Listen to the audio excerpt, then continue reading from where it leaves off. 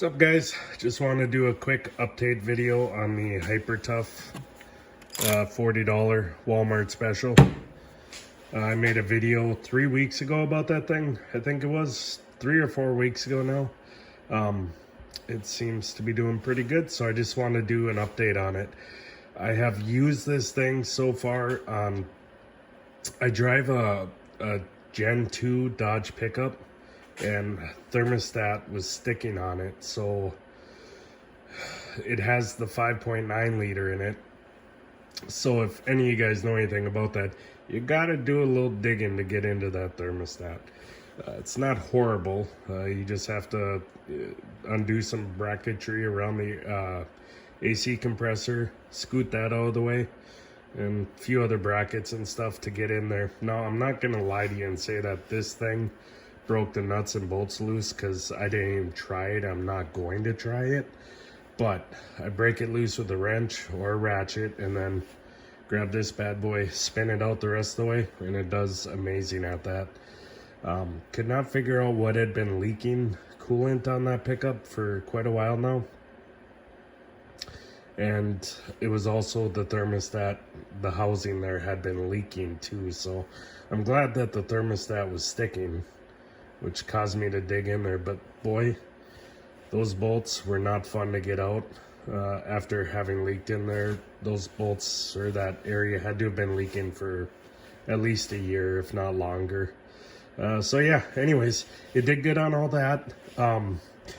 I put together a weight bench, with this. It worked great on that. I had to work on a treadmill inside the house there. Busted all the nuts loose for that and the bolts. Obviously, it's not a high torque application, but again, I wouldn't be using this for high torque. Worked on one more snowblower, pulling the belly pan off.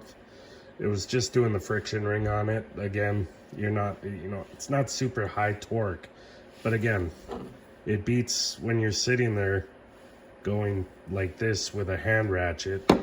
This is way faster, way easier on the wrists. And yeah, I'm not a mechanic by trade. I don't make my living with these tools. I do it because I'm cheap and I don't want to hire somebody else to do the work for me. So because I'm cheap, I'm gonna go with a $40 ratchet, just to see if I even like using it. That was the original reason why I bought the $40 powered ratchet as opposed to a $180 Milwaukee or $180 DeWalt one. I'm heavily invested in both the DeWalt 20 volt line and the Milwaukee M12 line. I have batteries for all those, but I just couldn't see justifying spending, $160 for a tool that I wasn't even sure I was gonna like. Now, that being said, I'm probably never going to break this thing. And I'm probably not going to try, but who knows? But if I just stick to my DIY stuff like I normally do, I doubt I'm going to break this thing. It does everything I ask of it. If I was an everyday mechanic, obviously I'm not going to Walmart to buy a freaking powered ratchet. I'm sure most mechanics that do it for a living don't go buy their wrenches at Walmart either. I'm sure some do. You always want to have your disposable wrenches. I understand that, the wrenches you want to cut and everything, but that's a separate topic. Your main tool is not that. You know what I mean? So for me, for my applications, this tool is great. It's been great, and I think it's going to keep doing great. I'll let you know if anything changes, though. All right, thanks, guys.